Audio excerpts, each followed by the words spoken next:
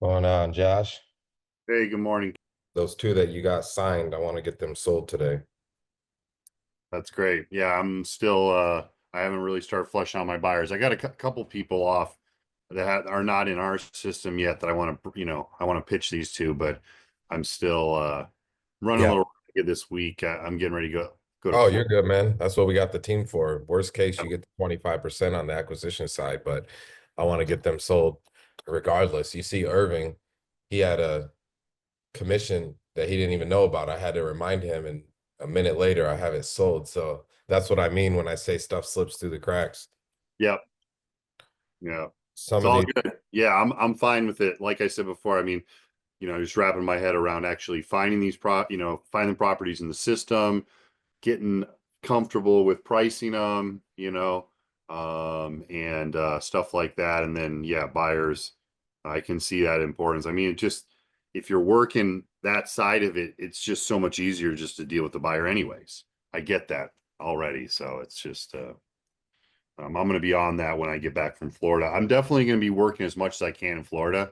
Probably a bunch in the afternoon when it's hot. I don't have a lot else going on, so I hope to be calling and stuff while I'm there. love it. Check this contract. 'Cause I'm pretty sure this is a wholesaler that wasted our time again. I'm quite sure the EMD is due today. Yeah, I was hearing you, man. Just multitasking. All good. Me too. That's good that you're headed to Florida, though, man. You're gonna love it down here. It never gets old. No, I do. I wish I could spend more time down there. Because my mom's down there. My sister's Oh, she's you down can. You winter, and then can my sister's been down there for like 20 years. So close a bunch of deals, and you'll be able to do whatever you want. yeah. Yeah, I'm very, very focused on trying to get this going because I'm used to being more mobile, and man, the like, you know, the buyer's agent thing is like that's for the birds, man. Like taking people around to see houses and trying to close deals that way. Like I'm used to being like working from home. Yeah. So Buyers, when I have my brokerage flipping Detroit, brokerage in Detroit, I absolutely will take beginner realtors and make them buyer representation, but they'll also be doing the wholesaling side, so it'll blend into their schedule. yeah, Because I understand if you're trying to build a career off of being a showing agent as a realtor, uh, you're gonna lose all your hair pretty quickly because some of these people want to see 20 houses and only to tell you at the end, well, I'd actually want to rent. I want to yeah, rent. It's like, really? You could have just told me that up front instead of wasting my last 30 days looking at 20 houses for free. yeah. So I'm right there with you, man. Jonathan's a realtor here in Florida. He's kind of in that same, he's kind of in that same he said facts. So he felt that. Yeah, I don't do now these days. You make them sign a contract up front. That's just a new law Yeah. that put into place in August. And They yeah, it's don't pretty pay. much you have to pretty much sign a contract because if not, you're going to be wasting your time. Yeah, And I tend they to still not don't do have to any pay more you. than They still three. don't have to pay you though No, but at least there's like if they sign a contract with you, they can't sign another contract with anyone else for 6 months. for however long the contract is. So. Yeah, well, in theory, you're supposed to split the commission if they, go see a house you see. But like what my broker told us is we are not going to be suing buyers. Like, Exactly. we Keller Williams is not going to be in the news for suing buyers. So it's basically, it's putting something on paper. Is it enforceable? Sure, but it is what it is. But yeah, I mean, I got right here. I'm just focused on my listings, and I just want to build listings and do the wholesaling. And the buyers, if I get buyers, I got people I can refer them to. They can go run them around. I got kids, man. I don't got time for all this stuff on the weekends, like weekend nights and shit. All right, so that EMD is due tomorrow on Irving's guy who blew you off. So he needs to get it together. But as far as my buyer goes, or not my buyer, well, technically my buyer because CJ came from my text campaign. but Jonathan got it to the finish line, so he's gonna take that commission. That's his buyer moving forward. But CJ's official. You know, he's doing all the things that we want a buyer to do. He's holding everybody accountable to the EMD payment. He's saying, hey, where's the EMD at? So what I'm going to do is, while we're on this call, there's a few things I'm gonna do. First thing I'm gonna do is I'm going to send out the title. I'm gonna open title on the property. I'll CC CJ to the email with title. That way he can ask his questions to title. I'm not sending any wire info. And then he's asking for the original purchase contract, but I killed two birds with one stone. He gets that in the same email. So I never send anything outside of title. And he was talking to me too. He was like, "Yeah, man, I don't care. You know what you guys make. I'm not looking That's to." what they always say until you're making more than they'll make on the flip. You know, Well, we were definitely not going to make more than him on these two flips, but no, I get what you mean. oh, but if I had it for, say, $70,000 for both and he's paying 122, he's gonna have a problem, trust me. Yeah, yeah, yeah. But at the end of the day, It comes down to ethics. we have other buyers, so I don't really care. Yeah. That's why I didn't fold when he was trying to play hardball, because we don't need him. And when they No. realize that, buyers know what properties you need them on, and what properties you don't need them on. Monterey, we need people on that because that's a hard property to sell. These two on Plainview and Anchester, I could sell with my eyes closed and hands tied behind my back, and he knows that. So, so he had to get dialed in and make an offer we couldn't refuse. So now I'm gonna send it off to title. I'm gonna show everybody how to send it off to title. That way everyone is aware on how I like to do things, because it has to be done this way. If it's not done this way, it's not done right.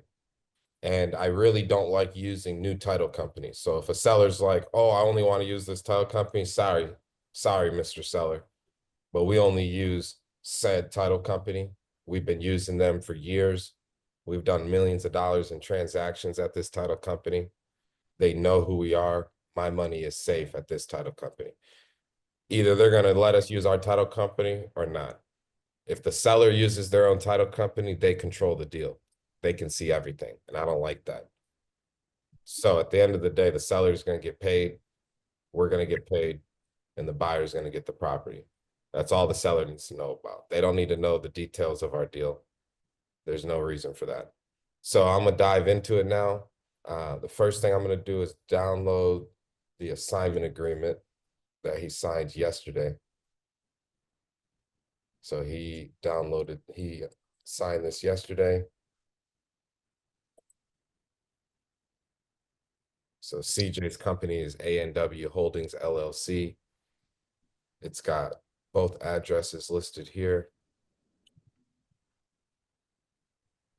It's got Anchester. See, the reason I love my title companies is they're not difficult. Like my agreements are very simple. You know, the more experience you get in wholesaling, the smaller your contracts get. When I first started wholesaling, I had an 8-pager. I thought I was Billy Badass. Got my 8-pager. Absolutely not. Sellers hate that shit. And title companies hate it too. They want all the terms on a simple 2-pager with the signature. Very simple. So we're going to go through this. The day that it was signed, the day that it was sent out, rather, between Tevin Jackson, who assigns the rights to A&W Holdings LLC, hereinafter referred to as purchase contract, here referred to as assignee, the purchase contract for sale of certain real property located at this property and this property, and which is described more particularly in said agreement as legal description 1, legal description 2. You could get legal descriptions very simple. I use PropStream. It's like $100 a month, maybe a little more. Once you get logged in, I'll show you how fast you can get a legal description. Plain view. So I search plain view right there. Click on it right here. Click on the house. Scroll down on the property details tab, and you get the legal description right there. So very simple. Among other things I use PropStream for, but this is just one example why I can't live without PropStream. So let's get back over here. Defects: the assigner warrants and represents that the aforementioned rights, title, interest, and benefits all free from liens, encumbrances, or adverse claims. And then the purchase price, $122,000 spelled out, and then $122,000 in numerical form. So EMD deposit, $3,000 spelled out, as well as in numerical, at said title company, Title Inc.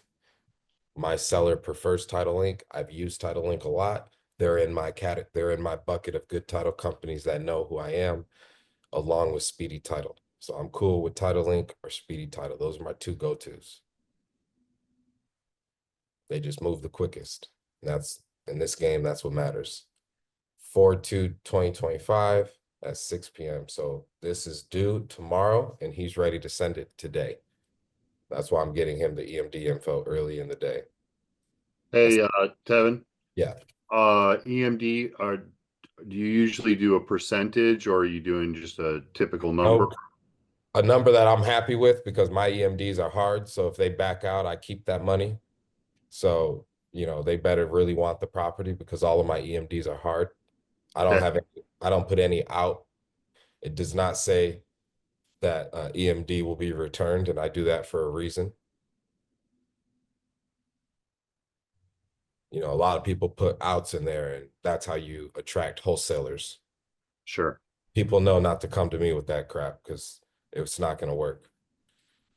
Assignee agrees to close on or before 4/3/2025. So he's sending the EMD and closing the next day. Like, that's what I like to see. And he's sending the EMD today. At the latest, he has until tomorrow, and then he's closing on the 3rd. But I've already got clear to close from the title company. And then you got acceptance and then other agreements as well, just going over some additional terms. If needed, I can add additional terms below, but I very rarely need to. And then you got my signature, the date, and then his signature, the date. All right, cool. So I'm gonna go ahead and download this. And then what I like to do, just for my sake, I like to save it as the addresses as well in the beginning, just so I have a better record of it. Contract between me and the seller. So those are always inside of RE Simply.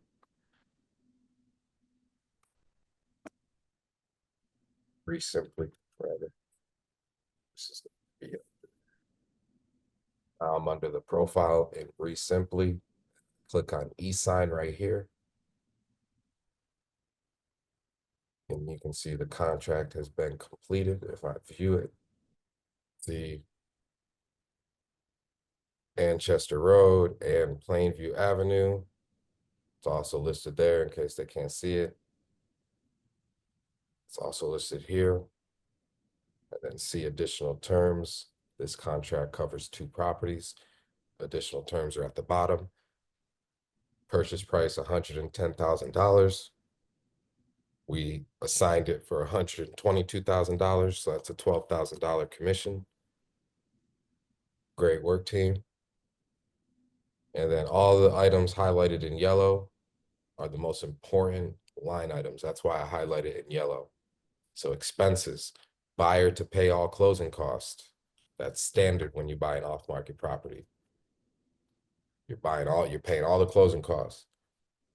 But if I say, hey, John, use the contract that says 50/50, or hey, John, use the contract that says buyer pays all taxes.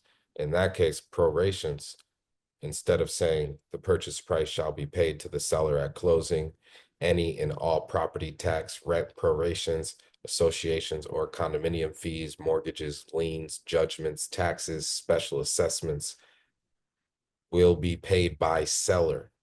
So this will say will be paid by buyer, or it'll say will be paid 50-50 between buyer and seller party. So it all depends on what I've negotiated or what we've negotiated with the seller. There's a lot of situations where the seller wants us to pay their taxes. And as long as the price makes sense, like if it's like $5,000 in back owed taxes and we got a $15,000 spread on it, we need to be okay with $10,000 spread to get the deal. Happens all the time. Or we'll try to negotiate with the seller where they pay half and we pay half, and then we'll make 12.5 instead of 15.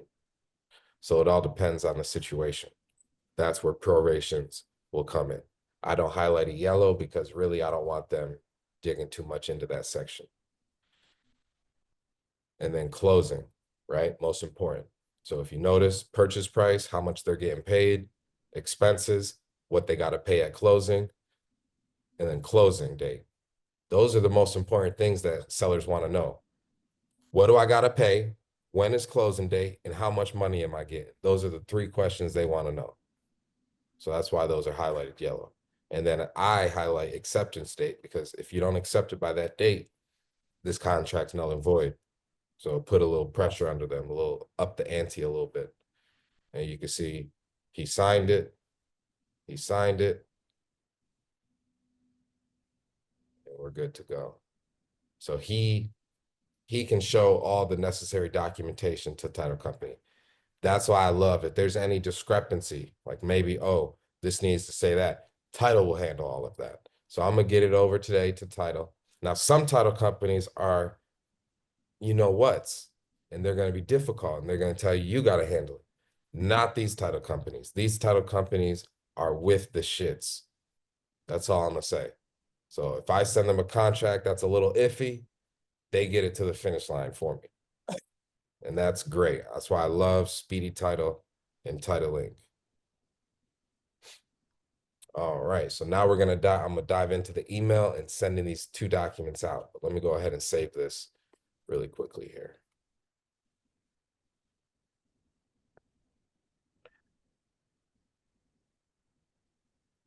Saved. Munu, what's up, brother?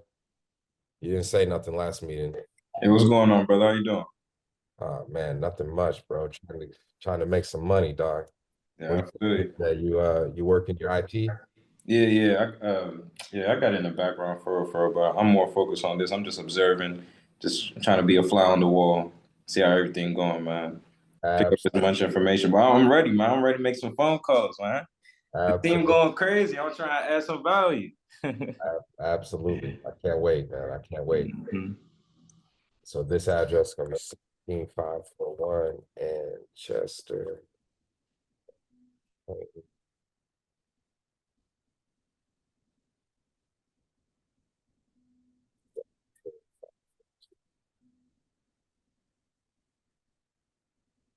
Do have a quick question though. So, do title companies do they get a portion as well too, or are they paid out when they pull the title? Title charges a fee. Okay. Do business with them. Okay. All that's they get paid at closing. I don't got to pay them nothing. Oh, okay. That's cool. I run a business built off of $0. That's why I tell people all the time. If you have somebody that wants to sell their house, you don't need any money to sell it. You can make as much money as you want, get it for the right price, using no money. When I first started doing this, my first $100,000 in commissions, I used no money. It was just all based off referrals. Oh, I want to sell my house. Boom, I got it under contract. Maybe the most you got to pay is a DocuSign account, which is like $45 a month. Yeah, that's not bad. 45 compared to 100. $45 turned into $100,000. Yeah. And I'm not even lying when I say you can get legal descriptions for free. So you don't even need PropStream. You can go to the city website, create an account, search the address on the county website, the property appraiser's website, and claim the address, because no homeowner bro, I've been doing this for a long time. I maybe seen, I can count on one hand how many houses were claimed already on the county website. That's crazy. So, but if you go into the suburbs, every single one is claimed. But in Detroit, they don't claim their address. So you can go on there, claim it, and it'll show you everything about it. The taxes, the legal description, they owe to the city. You can click on the pay taxes button and actually pay their taxes for them. So this is how a lot of the fraud goes on in Detroit. Mm. A lot of people, what they do is they go fraudulent quit claim deeds and they start paying taxes on the property like it's theirs. And then they quiet title the property and take ownership of it. It's a very known scam in Detroit, but it costs money to do that scam. Yeah, it's crazy. A lot of people are doing it. It's a no. The mayor, was it Mayor Duggan? He says 70% the